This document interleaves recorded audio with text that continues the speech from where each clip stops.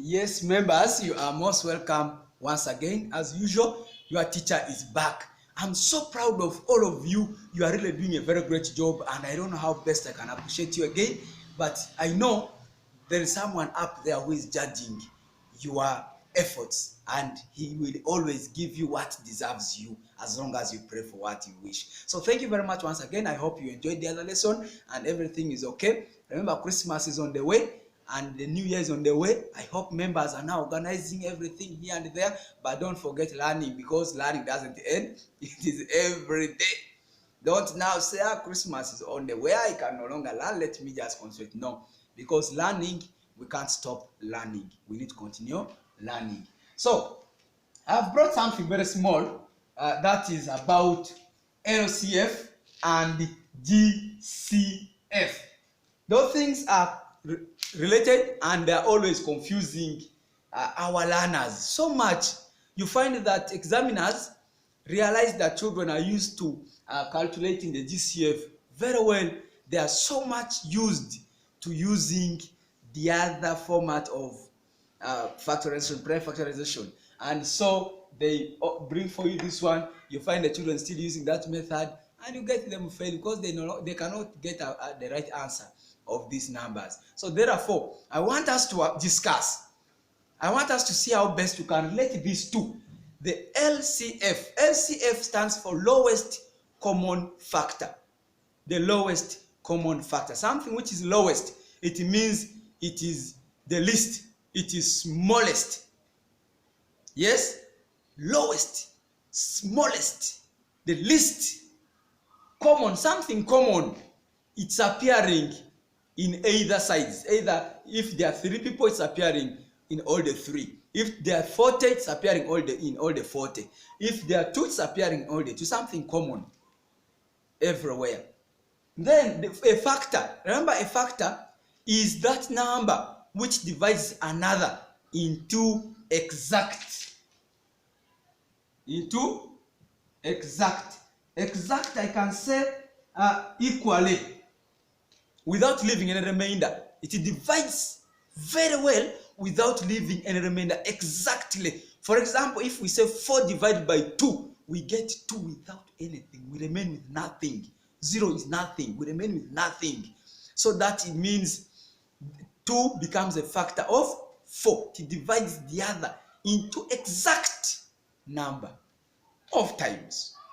That's what I'm talking about, a factor. So with the greatest, the biggest. The other one, the smallest, the least. This one, the biggest, the highest. That one, the highest factor which appears. So we are saying that the factor is that number which divides another into exact number of times. So we can say, calculate the factor, calculate the lowest common factor of some numbers here. For example, if we have number 1 and I say get the LCF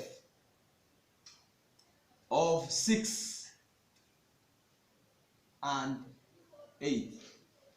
I want to show you the relationship between these two things, that if you have picked me well, we should just not teach children to use that prime factorization, but instead they should understand how to list factors. Remember, this is when they tell children to list factors of a given number like 6, that number becomes so difficult for our learners. I don't know why.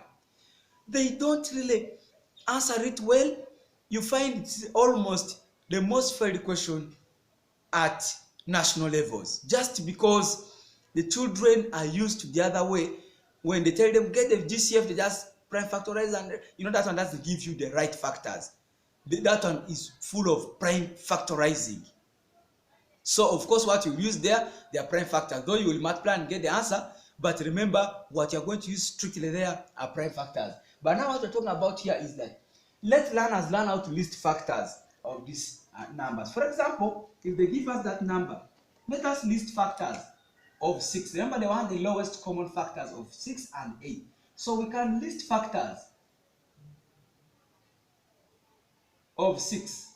Remember, a simple way of doing this is that when you multiply a pair of numbers, and the first one is that a number multiplied by itself gives that number. When you multiply pair of factors, I mean pair of numbers, okay, we can call them factors, to give you a specific number, those ones that you have become factors of that number. Because if you can multiply, for example, 10 by 50 to get 500, that means 10 and 50 are factors of 500. So a number multiplied by 1 gives that very number. That means 1 and that very number are factors of itself. 6 is a factor of 6, even 1 is a factor of 6. Now, which other pair of numbers you multiply? Remember, at this point, you will have taught children the multiplication table, and now they can multiply very well to know which numbers, when multiplied, they give you a product of 6. Is there another pair of numbers that you can multiply to give you 6? No. We go to factors of 8. Factors of 8 we have, I told you the first thing is that 1 multiplied by that very number gives you that very number. Then 2 multiplied by 4 equals to 8. Is there any other? No. So we list factors of 6. You begin with 1, you come to 2, you go to 3, you go to 6. Then you come here and say the factors of 8 are 1, 2, 4, and 8. Now, if you have that, what you are not supposed to do here is, we have now got the factors, but we want to get what we call the C's. The C's are the common factors.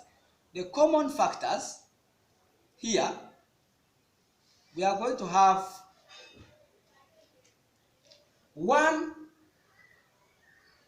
is already there, but remember I told you that 1 is a factor of any number.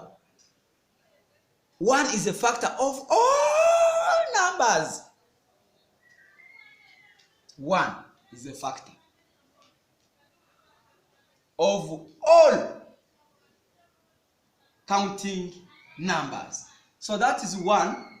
Then the other number is 2. Is there another common factor there? No. There is no any other common factor. There is no any other common factor, and therefore we close. Now, from this point, I now want to tell you that this is where a learner enjoys, and the thing becomes very simple. It becomes very simple. Now, what's the lowest common factor in your bracket? You can see it is the smallest, which is 1. What is the greatest? It is 2. Now tell me that this is very hard for a learner. After you have taught this learner, because these are all examinable parts, by the way. Children are always asked to get factors. You are aware of that. Children will always get factors, as you have seen them here. Then, that means you are using 1 stone to target around 3 birds. 1, you are teaching them how to get factors very well. 2, teaching them how to get the lowest common factor. Then 3, how to get the GCF without the other system of, I told you that we can use this to get the GCF. Common number here is 2, 3, and 4. There's no another number which can divide them, so the GCF there is 4. That's what most of us are used to, and it's not bad. I'm not rejecting it, by the way. I am not refusing, but we are looking at how best we can bring this learner from that point of learning how to get the factors, and from factors can get the LCF, or the lowest common factor, and can also get the greatest common factor, or the GCF.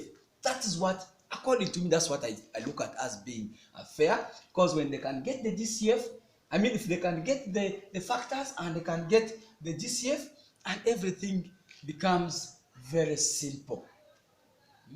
That's what I think. So that when you list them, tomorrow when they say, list factors of 8, the child can easily list factors of 12. But one thing that you must know is key is that 1 is always the LCF of any group of numbers, even there are 4 of them. Because 1 will appear in all. Remember, 1 is a factor of all numbers. 1 will appear in all. But GCF is not the same. It varies. Like this one there, GCF is 4. when you check 12 and 6, that GCF will be 6 because you will find 6 appearing in all. Remember, 6 itself is already a factor of 12. That's why I'm saying that when you look at 12 and 6, their GCF will be 6. So I want you to look at something that when you are doing this kind of work, it helps this learner to understand the 3 things that they go. So tomorrow when they say find the LCF, though he will not put this, but he will move from here up to here and just say LCF is 1. Because GCF is not asked for, he will not put it. But tomorrow when they ask for GCF, he will also move and pick just from here now. GCF means the greatest common factor, and LCF means the lowest common factor. But when you list the factors, everything becomes very nice. Hope you have liked it and everything will be okay. I am still emphasizing that I am not refusing this, but I'm telling you that we should move the right ways to help these learners so that they can easily understand and appreciate learning. Remember, learning is very good.